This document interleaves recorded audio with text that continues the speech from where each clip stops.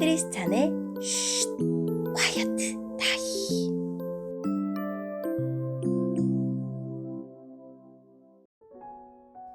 샬롬! 크리스찬 성도님들 반갑습니다. 오늘의 본문은 예레미야 22장 10절부터 19절까지의 말씀입니다. 본문의 제목은 불의로 집을 세우는 왕입니다. 본문을 읽기 전에 어떤 내용인지 요약본을 먼저 읽어드릴게요. 요시야 왕은 하나님을 경외하며 선을 행했지만 그의 두 아들 살룸과 여호야김은 악한 짓을 일삼는 조상들의 길을 따르다가 비참한 최후를 맞이합니다. 오늘의 본문 10절입니다. 죽은 사람을 위해 울지 마라. 그를 위해 슬퍼하지 마라. 오히려 사로잡혀간 사람을 위해 슬피 울어라. 왜냐하면 그는 다시는 자기의 고향 땅을 보지 못할 것이기 때문이다. 유다 왕 요시야의 아들 곧 그의 아버지 요시야가 죽은 뒤에 유다 왕이 되었다가 이집트로 잡혀간 살룸을 가리켜 여호와께서 이렇게 말씀하셨다. 그는 절대로 고국으로 돌아오지 못할 것이다. 그는 잡혀간 땅에서 죽을 것이며 이 땅을 다시는 보지 못할 것이다. 악한 짓을 통해 왕궁을 짓고 속임수로 다락방을 올리며 자기 이웃에게 일을 시키고도 그 품삯을 주지 않는 사람은 저주를 받을 것이다. 그는 내가 살 왕궁을 크게 짓고 다락방들도 넓게 만들어야지 하며 왕궁을 지어 큰 창문들을 내고 벽에는 백향목을 입히고 붉은색을 칠한다. 네 집에 백향목이 많다고 해서 네가 위대한 왕이 되겠느냐? 네 아버지는 먹고 마시는 것으로 만족했다. 그는 옳고 바르게 살았기 때문에 하는 일마다 잘 되었다. 그는 가난하고 어려운 사람의 사정을 들어주었다. 그래서 하는 일마다 잘 되었다. 하나님을 안다는 것은 바로 그렇게 하는 것이다.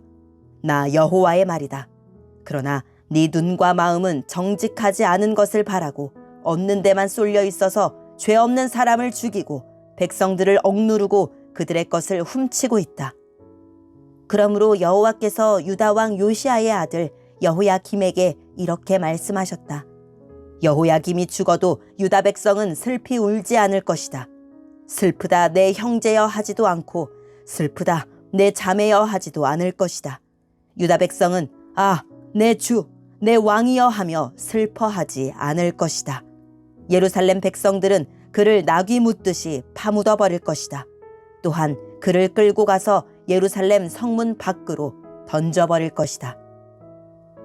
아멘. 오늘의 본문을 통해 이해할 수 있는 부분은 무엇일까요? 요시야 왕은 이집트 군대와 싸우던 중 전사했습니다. 하나님은 죽은 요시야 왕이 아닌 살아있는 살룸을 위해 울라고 하십니다.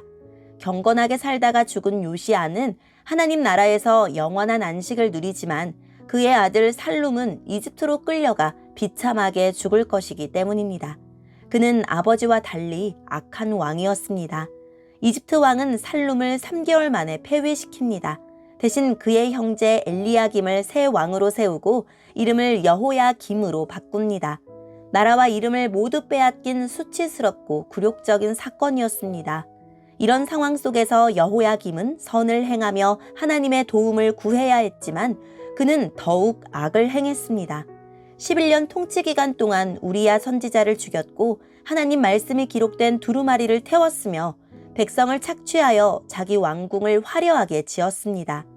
요시야 왕은 하나님을 경외하며 올바른 삶을 살며 복을 받아 누렸지만 하나님을 떠난 여호야김 왕은 예언대로 고독한 죽음을 맞이합니다. 오늘의 본문을 통해 알 수 있는 우리 하나님은 어떤 분일까요? 의로운 왕 요시야가 전쟁에서 갑작스럽게 사망한 것은 슬픈 일이지만 그 죽음을 백성이 애도할 겨를도 없이 요시야의 아들 살룸, 즉 여호아하스는 즉위한 후 3달 만에 이집트로 끌려간 것이 더 비참하고 불쌍히 여길 일이라고 하십니다. 살룸은 다시 고국을 보지 못하고 거기서 죽을 것입니다.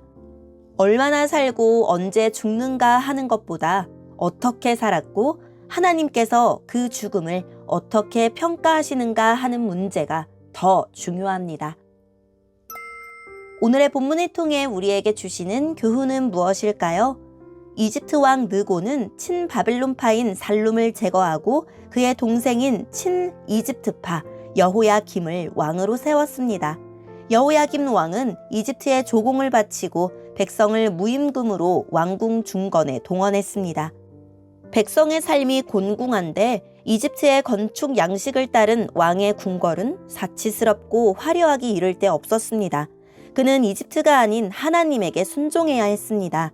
약자를 보호하고 부당한 힘을 진압하여 공의를 실현하는 것만이 강대국의 틈바구니에서 살아남는 길임을 그는 몰랐습니다.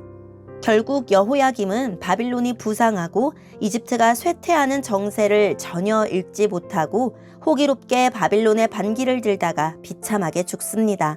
하나님을 버린 그의 최후는 동물과 비슷해서 예루살렘 문 밖에 던져져 나귀처럼 매장될 것입니다. 내게 있는 어떤 형태의 권력이든 하나님의 의를 세우는데 어떻게 사용할 수 있을지 생각해 봅시다. 백성을 착취하여 자기 배를 채운 여호야김이 법과 정의를 실천하고 가난하고 억압받는 사람들을 보살폈던 아버지 요시야보다 더 나은 삶을 살지 못합니다. 형통하고 행복한 삶은 소유와 성취에 있지 않습니다. 주님의 뜻을 행하고 주님이 인정해 주시는 삶이 가장 복된 삶입니다. 오늘의 본문을 통해 각자에게 주시는 성령 하나님의 음성에 귀를 기울이며 살아계신 하나님, 제 삶의 자리에서 하나님 말씀을 구체적으로 실천하는 그리스도인이 되게 해주세요 라고 기도하고 오늘도 말씀을 붙들고 승리하는 하루를 살아냅시다. 여기까지 크리스찬의 쉿, quiet time 이었습니다.